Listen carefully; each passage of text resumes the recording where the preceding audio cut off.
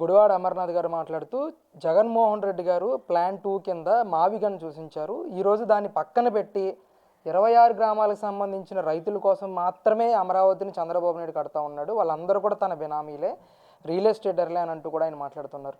ముఖ్యంగా మచిలీపట్నం కానీ, విజయవాడ కానీ, గుంటూరుకు సంబంధించిన ప్రజల్ని ఈరోజు చంద్రబాబు నాయుడు మోసం చేస్తూ ఉన్నాడని చెప్పి కూడా గుడివాడ అమర్నాథ్ మాట్లాడుతూ ఉన్నారు. ఏంటి అసలు ఎలా స్పందిస్తారు? ఇప్పుడు నిజంగా నేను మావిగా నన్ను ప్రతిపాదన ఏం చేయాల్సిందంటే, ఇంతకుముందు ఎలక్షన్లో ఎజెండాగా పెట్టుకొని పోవాల్సింది. మీరు వాళ్ళు అమరావతి అంటున్నారు, నేను మావిగా అనే ప్రతిపాదన ఉంది, ఇట్లా డెవలప్ చేస్తానని చెప్పి ఒక ప్రతిపాదన పెట్టుకొని, ఈ మావిగాను 10,000 కోట్లతో అయిపోయింది, అమరావతి అయితే 2 లక్షల కోట్లు పట్టుద్ది అని చెప్పి ఒక మాట మీద వెళ్తే, ఆ ఎజెండాలో ఏంటంటే ఈ 11 సీట్లు కూడా రాకుండా పోయేయమని మాకు ఇదనమాట. ఇవాళ ఏ రకంగా అయితే గుడివాడ అమర్నాథ్ మాట్లాడుతున్నాడో, దెయ్యాలు వేదాలు వెళ్ళిచ్చినట్టుగా ఏం చెబుతున్నాడో కూడా తనకే అర్థం కావట్లా. పక్కన ఉండేవాళ్ళు మరి కోరస్ అనమాట. ఇట్లా చేసి ఇవాళ మరి మచిలీపట్నం పోర్ట్ అంటే పోర్ట్ ఎప్పుడైనా అభివృద్ధి చెందుతూనే ఉంది, అక్కడ పోర్టుకు సంబంధించిన పనులు జరుగుతూనే ఉన్నాయి. మరి అదేవిధంగా మరి విజయవాడ అంటే ఆర్థిక రాజధానిగా విజయవాడ అభివృద్ధి చెందుతూనే ఉంది. గుంటూరు మరి మిర్చికి కానీ లేకపోతే వ్యవసాయ శాఖకు సంబంధించినంత గుంటూరు అభివృద్ధి చెందుతూనే ఉంది. గుంటూరులో కూడా ఎక్కడ ఏమి పనులు ఉన్నాయా ఏంటనేది 2 నగరాల మధ్యలో అమరావతి పెడితే జంట నగరాలు విజయవాడ గుంటూరు జంట నగరాలు అయ్యి మధ్య అమరావతి ఉంటుంది, ఈ 3 ప్రాంతాలు అభివృద్ధి చెందుతాయి అని చెప్పేసి ఆ కొటేషన్ తోటే పెట్టిన రాజధానే ఇదనమాట. అట్లా కాకుండా మేమేదో చెబుతున్నాం ప్రజలేదో వింటున్నారంటే మావిగన్లో గన్ను ఉందంట, గన్ను అనగానే మా జగనన్న గుర్తుకొస్తాడు, అందుకని చెప్పి భయపడి ఆ మావిగన్ మాట ఎత్తట్లేదు అంటున్నాడు. మావిగన్ అంటే ఇప్పుడు ఇంకొక కొత్తగా వచ్చిందనమాట, బేంతా హై అనమాట.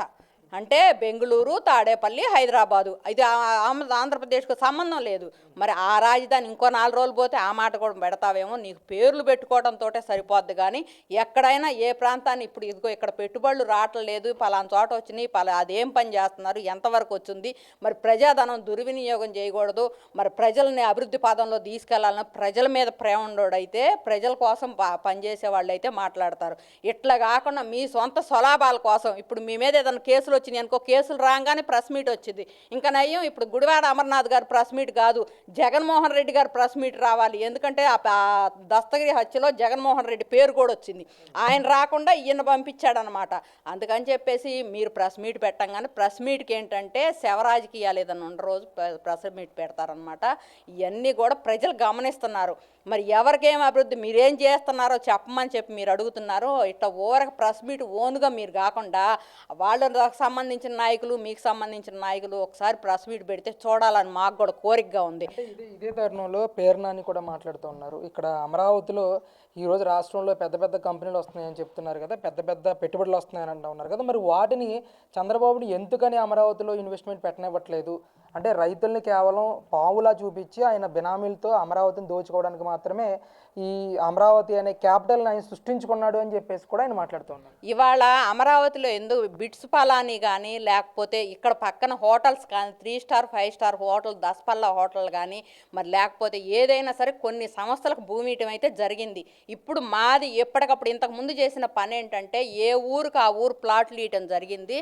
దానివల్ల ఒకే బల్క్ ల్యాండ్గా ఒకే చోట లేకపోవటం వల్ల ఇబ్బంది అవుతుంది అని చెప్పేసి వాళ్ళు ఏం చేశారంటే మరి ఇక్కడికి తేవాల్సిన ఇక్కడికి తెచ్చేసి న్యాయ రాజధాని మరి లేకపోతే ఎడ్యుకేషనల్ రాజధాని అని చెప్పి ఇట్లాంటి రాజధానులాగా ఇవాళ మరి కోర్టులు బిల్డింగ్స్, జడ్జి బిల్డింగ్స్ కానీ ఇవన్నీ ఎట్లా కడుతున్నారు ఏందో చూస్తున్నారు.